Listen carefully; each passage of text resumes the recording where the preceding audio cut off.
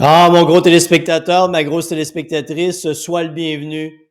Aujourd'hui, ne reculant devant rien pour toi, je réponds à une réplique, je réponds à un commentaire d'une personne qui m'a écrit. Et pour les besoins de la cause, je garderai le nom, l'âge, le sexe, la grandeur et le poids anonyme. Surtout le poids. Ça va comme suit. Le commentaire allait comme suit. Houdini, moi, quand j'ai faim, j'ai vraiment faim. Non! Toi, quand t'as faim, t'as vraiment faim, mais t'es tellement une personne différente des autres, à part des autres, une personne qui rencontre un problème que personne d'autre sur la planète n'a jamais rencontré. Parce que je suis mince, ça veut dire que quand j'ai faim, je n'ai pas vraiment faim. Ça veut dire que moi, je ne ressens pas la faim. Mais toi, oh, petit gros, petite grosse, qui que tu sois sur la planète, toi, quand t'as faim, t'as vraiment faim. Come on! Des grosses excuses afin de demeurer dans ta grossitude, l'état d'être gros, mot qui n'existe pas dans le dictionnaire, mais que je suis fier d'avoir inventé et qui un jour, vous le verrez, grossitude dans le dictionnaire Larousse. En bas, ça sera marqué origine Denis Boucher. Bon, revenons à moi quand j'ai faim, j'ai vraiment faim.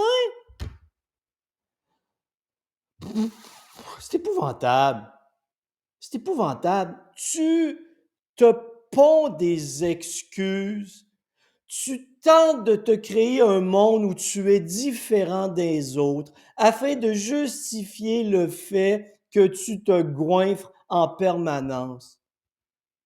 Ça te, tu te crées une différence qui n'existe pas afin de justifier tes excès.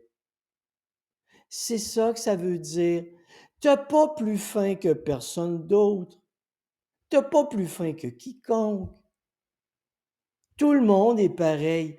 C'est pas parce que tu te donnes une importance démesurée en disant oh Denis, moi, quand j'ai faim, j'ai vraiment faim, que ça te permet de te goinfrer. Voyons, des mensonges, tu te mens à toi-même. C'est ça la vérité. Et j'en entends à toutes les semaines des conneries comme ça. Non, mais tu l'entends la phrase, là. Hein? Tu l'entends de l'extérieur.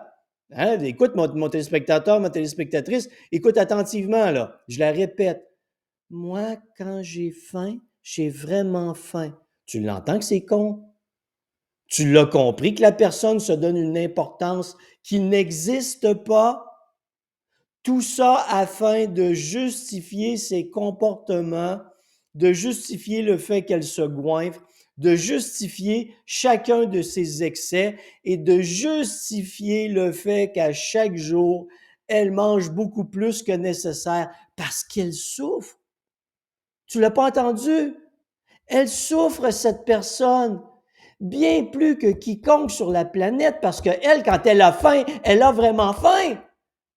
Et quand elle arrive le soir après le travail, elle doit se remplir, se goinfrer, se exploser avec toute la bouffe qui est rentrée. Mais c'est pas de sa faute. Parce qu'elle, quand elle a faim, elle a... Oui, tu l'as entendu que c'est con. Mais toi, mon gros téléspectateur, toi, ma grosse téléspectatrice, c'est quoi l'excuse que tu emploies le plus souvent? L'excuse que tu crois dure comme fer? L'excuse qui te permet d'exagérer?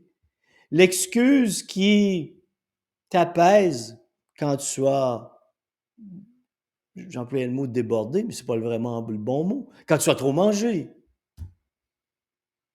Quelle est ton excuse? Et tant que quelqu'un comme moi, quelqu'un de méchant comme moi, te met pas ça en plein visage, tu continues de croire à tes propres conneries.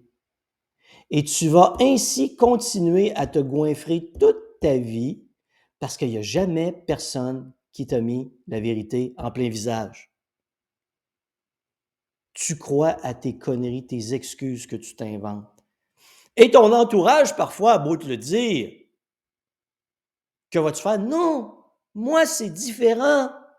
Je suis pas pareil. Je suis différent des autres. Moi, c'est beaucoup plus douloureux. C'est beaucoup plus profond. C'est beaucoup plus interne. Tu vas en mettre, là, le scénario. Hein, tu pourrais gagner un Oscar avec ça. Ben, c'est ça. Faut que tu réfléchisses. C'est quoi ton excuse? Écris-la, comme je viens de le faire, je l'ai écrit, là, ce que la personne m'a dit, là. Tu l'écris et tu la dis à haute voix devant le miroir et essaie de te croire ensuite.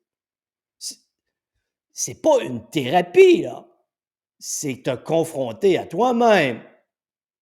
Mais ça peut te faire du bien de voir que tu te racontes des mensonges. Je t'aime gros, mon téléspectateur, ma téléspectatrice. C'est pas contre toi, c'est pour toi, parce que je t'aime gros.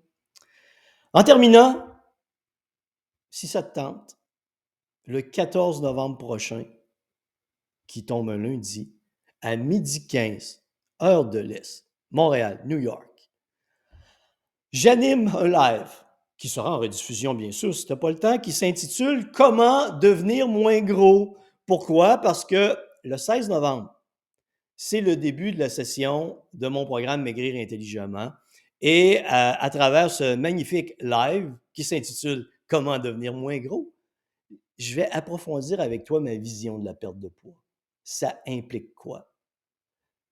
Afin que tu réussisses, qu'est-ce que tu dois accomplir et quelles sont les informations que je dois te donner, te fournir afin que ça forme une équipe qui avance vers la réussite, l'atteinte de ton objectif.